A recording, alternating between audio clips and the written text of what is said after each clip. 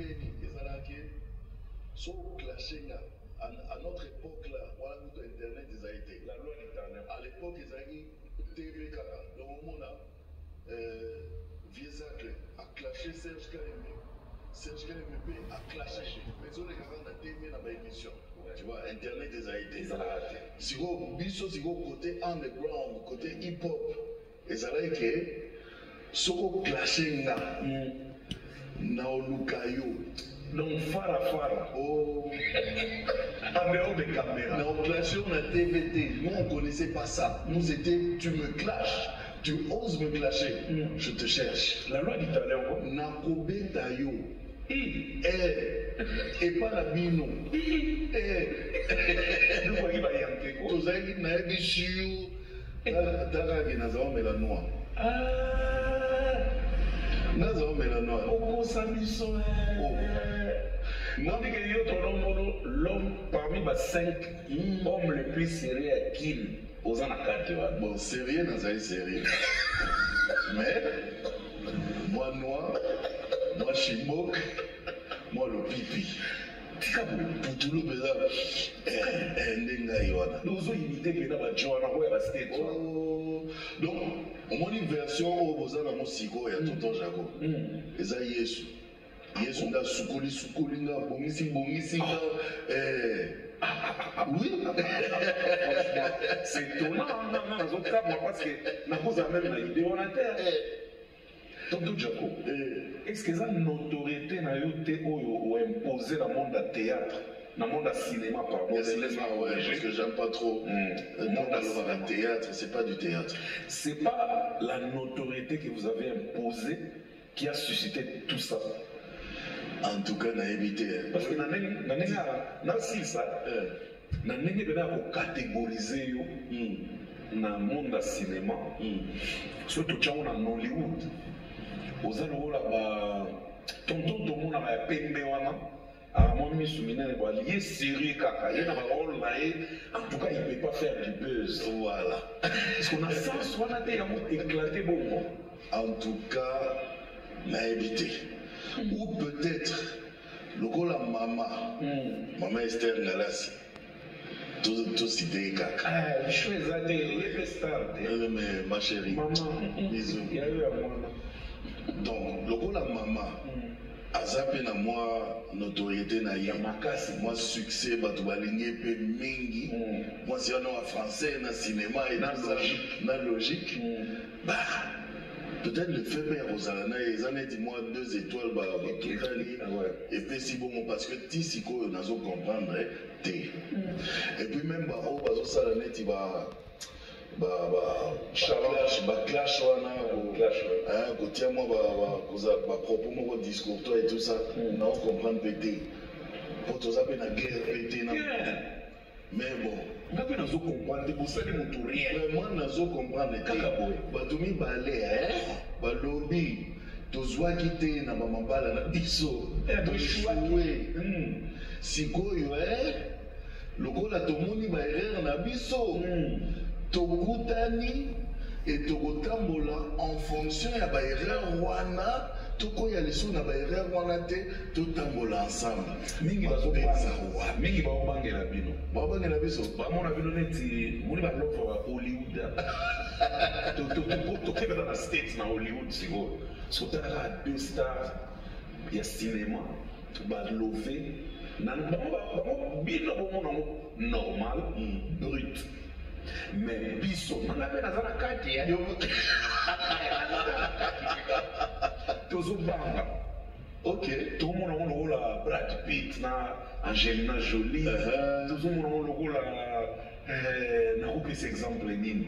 Ataka le Whitney Houston, Joe Bobby Brown. Joe Basala des films, on a Bodyguard. Il y a Bodyguard, yes. Bunde et Salagat. Et c'est Kevin Costner. Kevin Costner. Neti kaka vrai, neti cinéma, neti tozo épate. Oui. Est-ce que vous savez ça besoin de buzzter? Non, parce que d'ailleurs, tu as besoin de monter. Non, on a besoin. C'est vrai que dans le bandaki, d'abord, tout a commencé dans le film Mongo, tosalaki tozwaki epai ya SB silabisalo embellishment titre yango mpe nayebaka te soki eza na monoko nini silabisalo nayebi wapi embellishment voilà siko ti tozojoue na filme wana nga na mama Esther toza ata bamaster te. Non, ne me dis pas ça. Oui, toyebanaki dans le sens que ya yebinga à la télé journaliste wana mpe nayebi maman Esther c'est tout ata bamaster te ata o kobenganaka allo salut comment tu vas numéro tozalaka nango ka ndenge ezalaka okutani na motu bokutani quelque part on s'échange les numéros, on se dit bon allez éventuellement je vais passer à ton émission ou bien au bengana juste dans ce normal pas plus to jouer pe esili juste temps de diffusion ya nini wana esala film wana esalami les gens ont commencé à m'appeler. C'était tellement vrai, ça faisait tellement vrai. On irait déjà que tous moi c'est un bal. Ah ouais, même moi j'ai pensé. Car attends au tournage c'est l'épée. Moi on a c'est vrai. Oui. Rien du tout. Mais les lots. Tant on a une chérie dans notre film tobi totala mo lisusu et totali yango tu sais que façon to jouaki c'est exactement comme ça que tova na rangana ye dans la vraie vie le bras vraiment imité maman na est-ce que c'est automatique c'est naturel c'est naïbité quoi ou évitons baloba makambo ya âme sœur nandimi yango âme sœur ezalaka appétit vient mangeaka atoloba bongo appétit vient mangeant te ya solo po façon bozalelaki na filme wana meme nga na balokulege ezalaka nango déjà babetuka role biso nayebi biso lelo tobi totala so filme wana nga na ye tozotala nayebi si oh chérie mais c'est comme ça qu'on vit dans la vraie vie non ah ben oui oh nana tozala peza boy donc on irait bato moko oyo bazalaka na bango déjà ensemble siko prenons que ça yoza cinéaste oza réalisateur prenons que eza fiction moko film moi fiction donc toza neti awa na 2025 et projeter biso retour vers le passé. Donc on dirait toujours tourner sikoyo événement moko par exemple en 1995 mais en 2025 tozalaka déjà ensemble un vrai couple si vous toujours tourner en 1995 rôle moko bapesi biso na film moko boye tozala couple oui osala na 2000 mais na 1995 wana toyebani kutu te que na 2025 ekoma kozala couple nzamba mystique et tozotala monga na ye tozokama na bi oh mais toviva peza boye oh hey chérie regarde ma blague oh mais ça c'est vraiment c'est ça que tu me fais tout le temps oh oui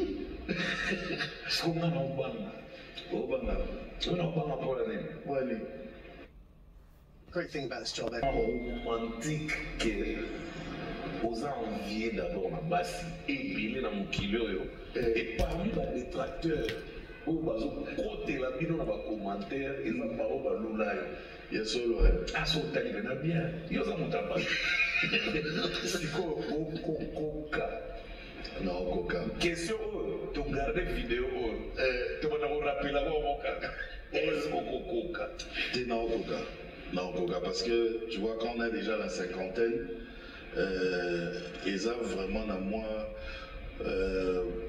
erreur misusu vraiment il faut plus kokwera na kati et bilo misusu mpe somoni moto a changé âge mpe ekoki ochargise moto. Ah oui. Soki omoni moto na âge moko boye aokontinue osala bamakambo moko boye c'est que y a un problème de santé mentale. Osala wana moko te nango oprouve moto te mais naprouve nani nayebi so tala eya liboke osiemisa oyebi nani Marilyn Kakonde. Marilyn Kakonde ye kutu ti sikoyo soki ata obengi ye otuni ye tonton Jaco obengaki ndeni ye abenganga lova donc Mr. Lova otuni ba NMB la Panthère ba Lexus Légal Keisha on dit quoi ils sont Mr. Lova tu vois, donc c'est Lova qui est ici. Ah ouais. Donc on a Kenaka Penza. Il y a une bande. Est-ce qu'on dit qu'il y a une suspension de quelque part? On dit qu'il y a l'eau à conteneur. Si Goyo, Molonga Ninanga Mope, Lova. Maman, de Lova au carré. Donc on Matakaka, tu as Matakaka. Mutawazala suspendé à Zate. Ah, tonton Jaco, on a prouvé. Mère, ministère, ils ont dit beaucoup mère, tout le banine. Tout prouvé, on a film, mais éternel. Non. Film, les arabes épisodes. En fait, le truc est ça que Namoro Benzana s'est retrouvé. Ah ouais. Les Nazaré Bissena B. En fait, tu as toujours été là. Les Nazaré monoté. Les Nazaré tiennent au même quartier. Figure-toi que Yemo a eu que Nazaré monoté Banda Canal Kin. On a eu nous avons la émission na Mark Londi. Émission Loyembo Yassika. Depuis Wana. Depuis Canal King. Wana na okanga basuki na obenda ba Nwani. On a tout ça là. Ah bon? Bana série wana. Kuto ayebisinga lelo abi série wana kuto un jour naza oleka na oto sa l'émission na Canal King na oleka siko côté alimentation express na moni siko hotelemi ozela taxi.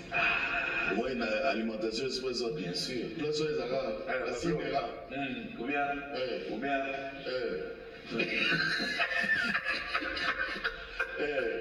Oh mon ami, j'étais choqué de voir que Mozo est là, taxi.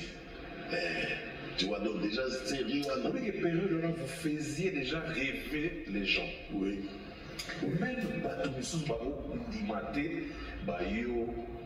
Madou Kibambe, écrit dans le tournant, Fofo, que j'ai Fofo, que vous un taxi, que vous vous faisiez rêver les jeunes à l'époque et les amoureux aussi. Oui. Donc c'était vraiment bizarre de voir par exemple tonton Jaco, c'est la taxi. Mais on a ça, non. Mais réponds-nous à l'aise. Bon, sérieux, on a peu donc tu vois. Boza na succès mais mbongo nano répété bien sûr donc tozo beta na beta ba makolo si on a beta ba makolo moko ba makolo wana na ebité so ba sangisi yango na ko mata na Gabon Gabon te ata Togo ni le au Sao Tomé Principe Sao Tomé Principe ta place comme on tout tenir à border. Bon, ils ont toujours s'amuser. Il y a ça, na beta nini, quartier du 20 mai, ti Camp Mimosa. Makolo, 20 mai. Ti Mimosa. On peut faire un schéma à monter la piéton, on se base à mon kili, on tourne de bon hommage. On va nous emmener. Schéma, ils allaient quitter pour déjà na okendeka ligne kaka bavoiture elekaka bien nguba na poche bien nguba mayele kana seria na baokanga nguba na papier mulongosi zobeta ngo kaka ti na mimosa oyemba nzela sikoyo tusaka nake notala momi nanga mo nazala ini momi yango sikoyo Moi, on est dans les français. Yo, classe, on dirait. Yo, peut-être que tu vas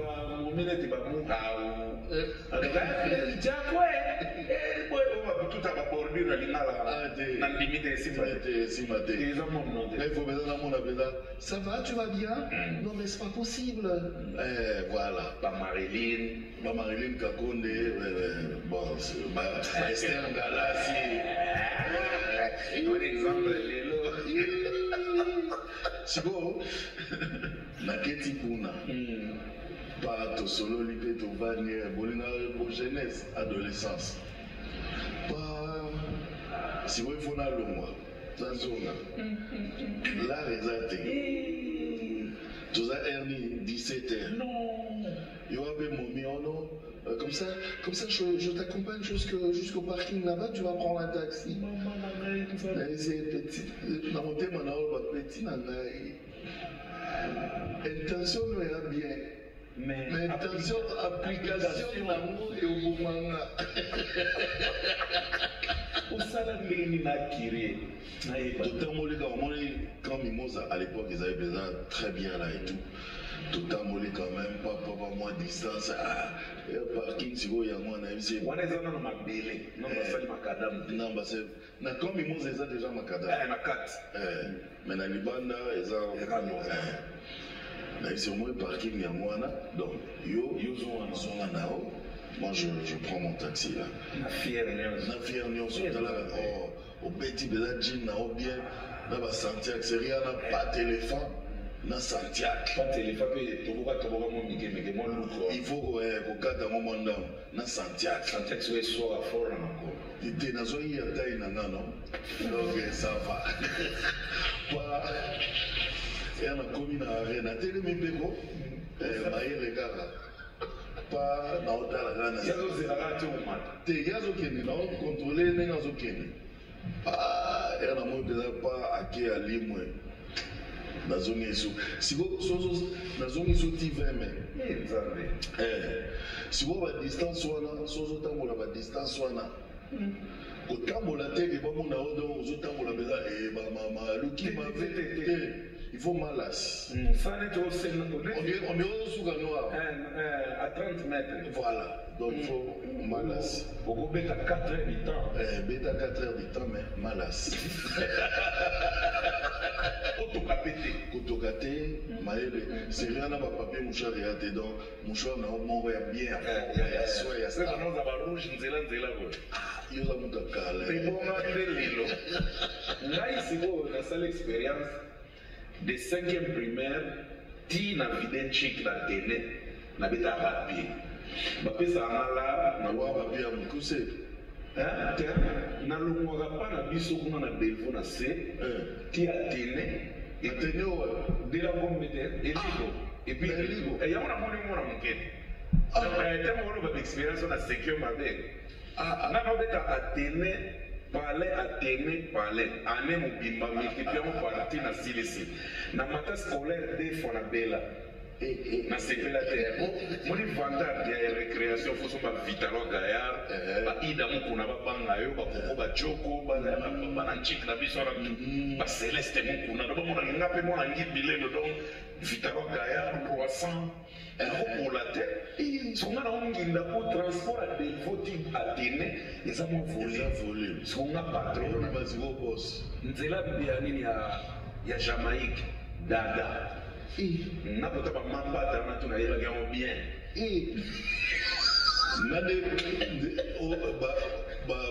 Makolo siko ya mkuse zaneti ya wana za wabeta ngo awa po biso tokoli biso bana vi ya Gombe dans la zone longue biso vous avez côté rond-point Forestcom bancaire ba OCC au ZAC à l'époque vous avez ba côté ana nazobeta pied ti collège Boboto court trajet voilà court trajet voilà bouclé na obeta ko pied donc na tongo bakotika biso na chiki na retour sikoyo na omoika au si vous beaucoup na ba 4e ba 5e wana babozola la solo là dans le lycée bo s'organiser en face nini institut pédagogique ISP Gombe ISP eza wana mawete mpe na se wana mawete ezali mawete na se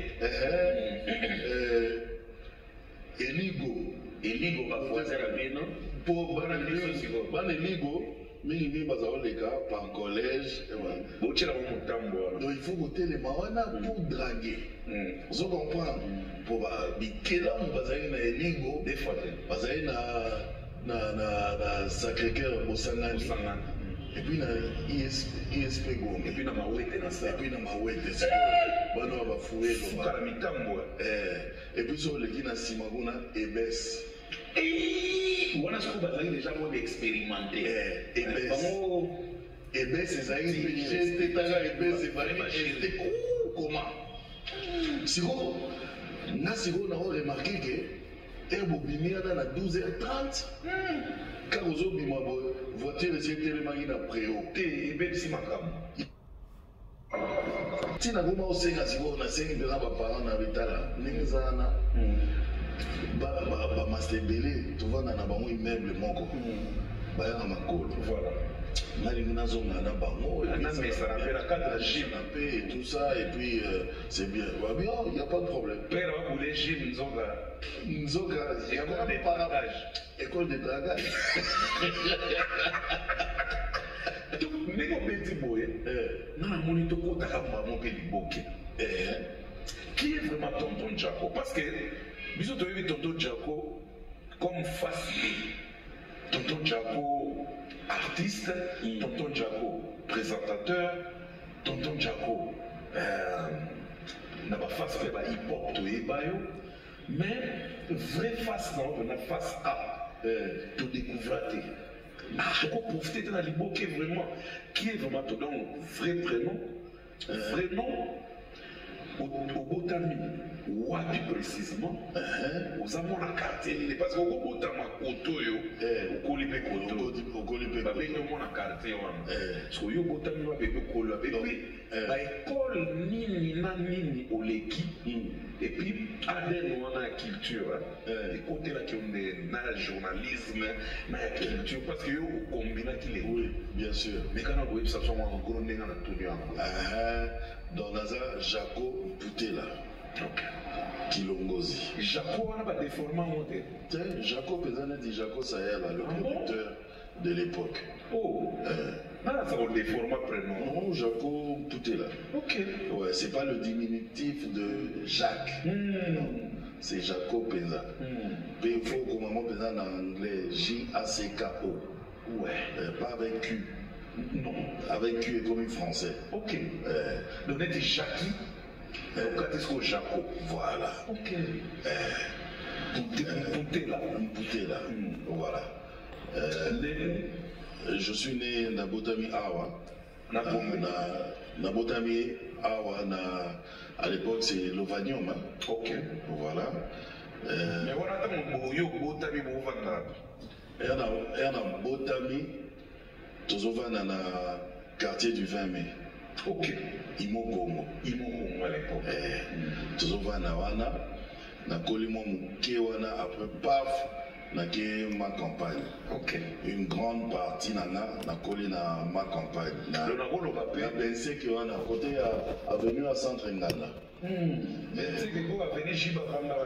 avant da wana JB Benseke 36 en diagonale à Nyota mais c'était terrible oui ben voilà ngana sina mais ma grand-mère était restée là donc disons que tant au botam na veme au banana on chikite ok banana chik na likamba après paf les nazari na Gombe une grande partie de nalobaka depuis la deuxième CO ti wana Gombe mais c'est quoi un chik ni ba école nazari na Malula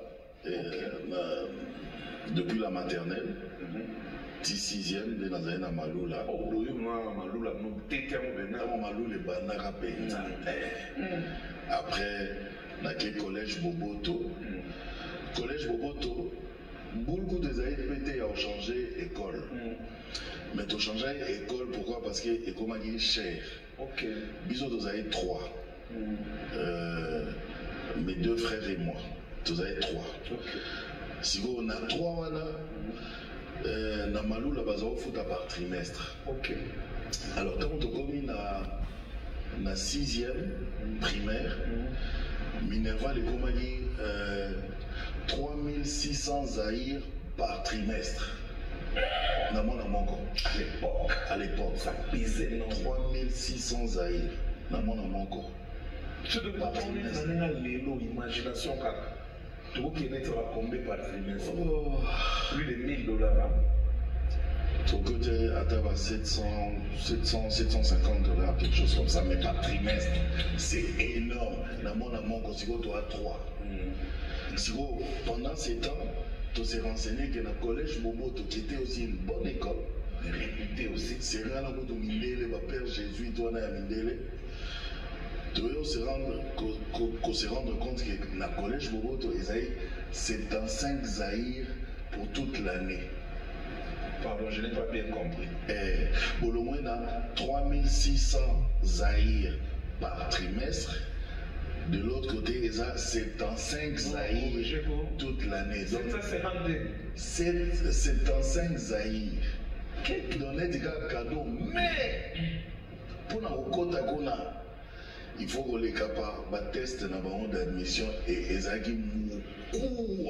collège Albert Premier. Donc, on a le test. Au lieu de 200 à participer au test, maintenant, on a besoin de 15 balles. Non. Là, il faut te retrouver dans les 15 là. Il y a un collège Albert Premier qui a sur le monde, on l'imami après le test. Bon, là, il a combien de points moi dans la salle? C'est la tête qui. Ça, c'est vrai. Parce que Nassé, il y a 65%. C'est vrai ça. Donc, il y a des gens qui sont 60, 58, 51 au beau sana. Ah bon? Oui, c'était ça. Donc, dans les cas, si vous avez côté Kuna, tout était amoupé. Ah bon? Par la grâce de Dieu. Ok. Et puis, on a évolué comme ça, collège Boboto, papa. Toqué dans la mathématique. Nous, on était mathématiciens. Scientifique. Scientifique, maths physique. Maths physique. Voilà. Pour nous, ils avaient maths physique, biochimie, littéraire, caca. Il n'y avait que 3 options. Donc, nous, on était là. Et malgré qu'il Jaspil et Nabi Soel. Jaspil est manager au bout. Voilà, et oui, ma série, on a déjà un concours de danse et ça, fancifère et ça. Ils avaient l'époque un concours de danse. Oui, ça, là, ils sont les lots. Et si là. Oh, un concours de danse, au moins, on a besoin que. On a besoin de Gombe. Mais groupe mort, groupe mort, il y a Bandal, il y a Barumbo. Même il y a Massine à paix. Barumbo Bazalaka mystique. Dans le mouvement hip-hop, Barumbo Bazali son. Pardon, Tonton Jack, on a profité. D'abord, écoute Akayo aux la classe le mouvement hip-hop. Déjà, tantôt ça là déjà, concours de danse, breakdance, le Smurf et tout ça. C'était quoi? J'étais en 2e CO. Déjà 2e? Ouais. Ah bon? Et Bana Kala. Tout jeune. Hein? Tout jeune. Et Bana Kala. Nous, on était parmi les meilleurs Smurfeurs de Kinshasa. Ok. Le Smurf. Mais dites-moi un peu. Fagouana. Et Bana Kala. Et le mouvement là, pour nous avoir tout le temps qui tourne à Kinshasa. C'est depuis que ça date de quand? Alors, vous avez un bon souvenir. Allez, déjà, je peux dire. Groupe, mais le mouvement même et tout ça. Alors, mouvement, là, je peux dire que Ekotaka, dans les années 80, allez, si je m'abuse, 84, 85 par là. Parce que dans Yokaka, c'est juste une parenthèse. Dans Yokaka, qui monte à Machakado, à Wanabe aussi, à Zabe Janspil. Bon, Badjerk. En fait, Mbouta Machakado et tout, bon, Bango, c'était vraiment pas le mouvement, comme on peut dire, Kota Kiti et Koti Mikolo. Bango, c'était juste une vague qui était venue comme ça. Il y a James Brown quand il est venu. James Brown, Azosa Bamakamunae, ils ont aimé ça. Et il y a beaucoup de gens. Le vieux Litabem aussi. Ouais, le vieux Litabem aussi. Libec, c'est mon oncle. Ah bon? C'est mon tonton. Oh. Ah oui, mon oncle maternel. Oh. C'est la famille vraiment. Ok. Tonton, nous on l'appelle tonton Libec. Ah bon? Il est sous élégant. Voilà. Donc, tel oncle et tel neveu.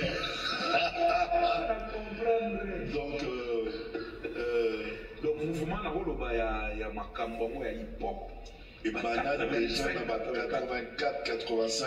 On est au côté d'Aziro, moi, timidement. Les autres côté timidement. Voilà. Il y a un moment où le rap. La culture, la vision de la langue, donc déjà, plus tôt encore, les années 78, 70. Ah bon?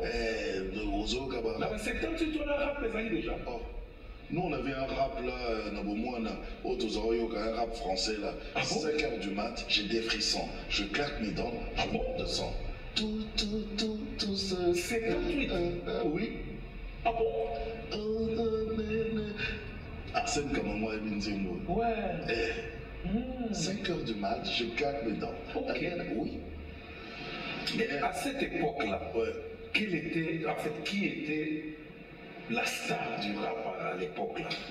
Les années fin 70, ici chez nous. Quelle était votre préférence dans le mouvement hip-hop?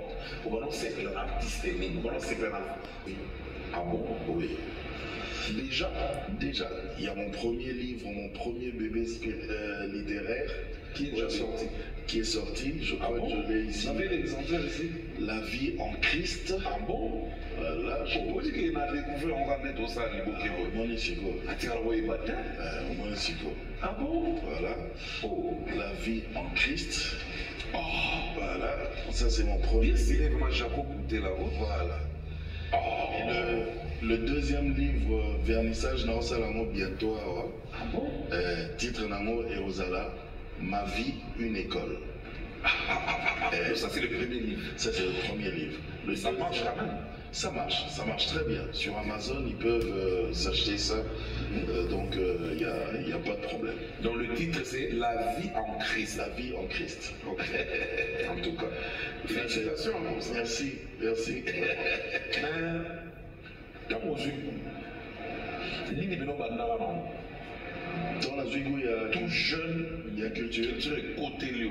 Sur l'île de Nobanda, on va aux yeux sérieux, pas l'hiver. On va mis sur bateau, comme on a mis sur bateau, quand on a découvert Jaco. C'est quoi au début? La musique, ouais. La musique, parce que j'aimais la musique. Okay. C'était la musique et puis la publicité. Ok. Donc, comment il faisait acteur et en publicité. Donc, publicité, ils ont fourré à animation culturelle. Je pense. Enfin, non, mais je sais pas. Peut-être. Par rapport à des critères pour sa publicité, à Zuyo. Ok. Mais bien, nous allons voir au Cadena. Que va tout souba pour les gâter, bino kaka, va qu'on a bino. La publicité, c'est tout les bino na bano et bino. Qui ça va bino kaka. Na moko boy, toro mo de betro boy, ça dit na moi bank boy. Yo, c'était vous seulement. Oui. Les séries fermées mon boy. Bon, ils appellent moi vaguement ce qu'il y a, et il y a quand on peut carrer, balamo. Non, c'est le même exemple, il y a Yomoko. Batunyo, Sobabima qui est artiste qui marchait très bien. Quand mon botanica sur Aye, Naïbissio, position des tirs, Naïbissio, non. Moi, à l'époque, j'étais régisseur d'antenne aussi. Je connais. N'avait ta musique, n'a ôté, n'a commis le boma. Parce que même des spectateurs vont réclamer. Ça, c'est vrai. Tu vois un peu. C'est une vague qui vient. J'ai compris. Et Yé et Betty. et puis c'est bon. Et c'était comment? Vous avez fait comment? Directement vous formez le groupe, ou bien en mono, ou bien c'était comment? En solo, Parlons de la musique. Bon, musique d'abord c'était on s'amusait. Master. Singila, oui. Section d'assaut. Section d'assaut. Maître Gims, Balinga Monyoso, voilà. Nayamane Bouba. Ouais. Ah bon? Ouais, Bouba. Youssoufa. Ouais. Classe toujours. Donc, il y a tout parce que la Toyama Banani Sousoua. Mama Lydia. Ah oui, après ma frère. Ma frère Kaka, ma soeur Kaka. Il y a beaucoup de dans le monde. Il y a Christian, en fait. Il y a chrétienté. En fait, tant on a bon là qui motema, parce que Jésus a joué Nazan déjà tonton Jacob. Ah oui. Jésus m'a pris comme ça. Donc voilà, je suis passé par le brisement et tout, ma communion Sorana. Et après, si vous Namusala, Bango, ma collègue, Bango, non, tonton, toi tu peux plus faire émission à Bongo. Faut ça, si vous avez émission à Némoussous. Ok. On a que non, non. Là, c'est la profession. Ma foi, c'est autre chose. Voilà. Mais la profession, tout ça, là, amalgame. Des bangas, non, moni, c'est pas comme mon les sous, on a ça la miente, on ça la miente. Faut respecter. On a respecté Kaka, mais on a respecté Kaka, opinion, mais franchement, de toi à moi, même Tilelo nous a toujours convaincu. Hein. Mais pourquoi Ozozong il a monté et puis moi, Ozozong il a pété parce que tu vois, on a comme un pasteur. Tu vois, je prêche, je dirige les gens et tout ça. Ça fait combien de temps déjà, pasteur? Depuis 2014. Ça va faire combien de temps maintenant? 11 ans. Ouais. Ah bon? Que je suis pasteur, oui. Oh là là. Voilà. Donc, Siko yo, na Ozozong il a été pour ça c'est vrai. Pour nous protéger Baron Kaka, je fais pas. Mais moi-même, je suis pas convaincu parce que Namoko n'a pas problème. Je me dis, non, ça la je suis journaliste, je suis animateur télé. Autant Naokyo Yamba, pasteur Atoms, autant Naokyo Yamba Ferregola.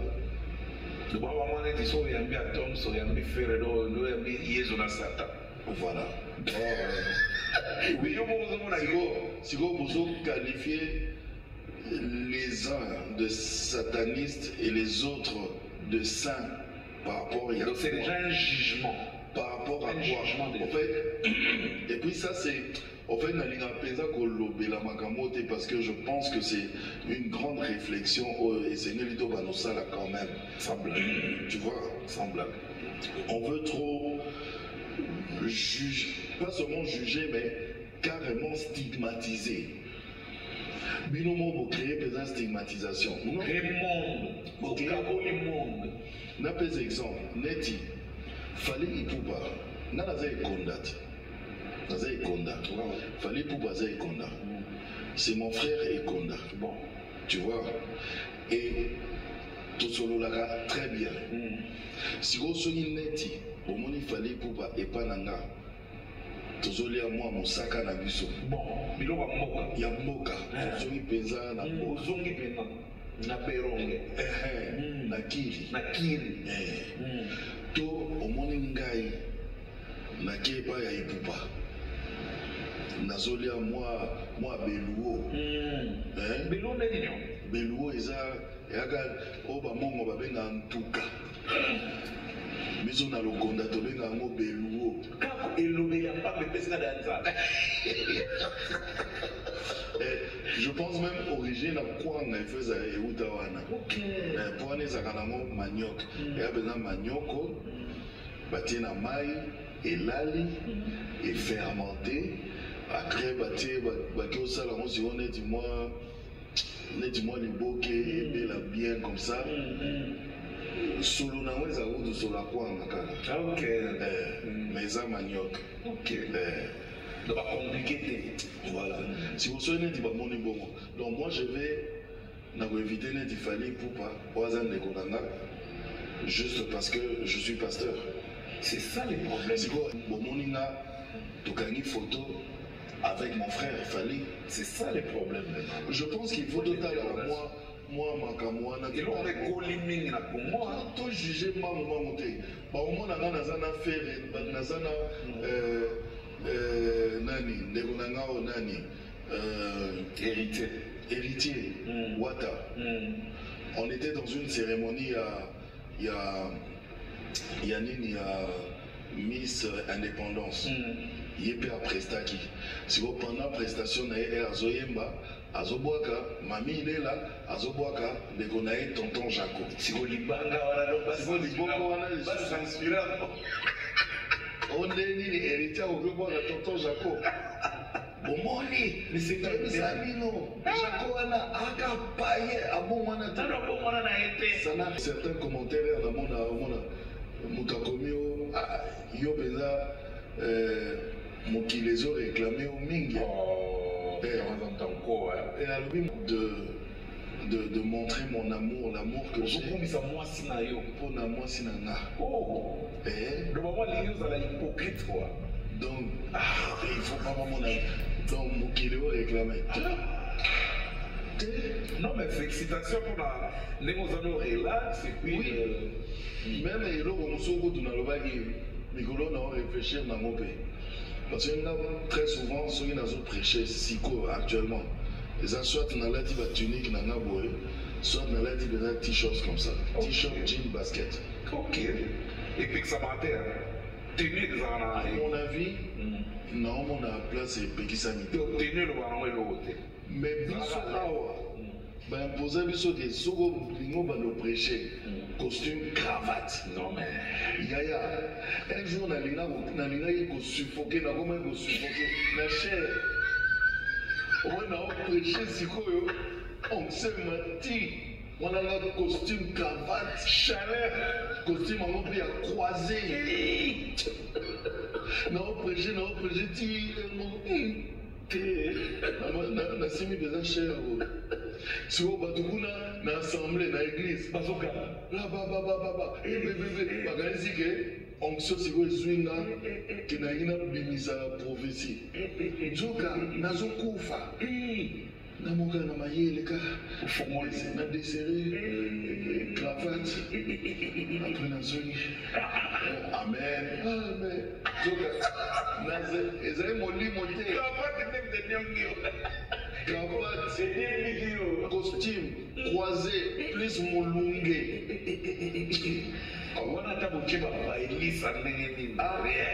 Bandawana, si je dois prêcher, soyez pas la bino bolingara penzaka forcément costume, cravate, bon, on a la tête à moi zambala na naïbo. Mais ça fait. Sinon, je me mets en t-shirt.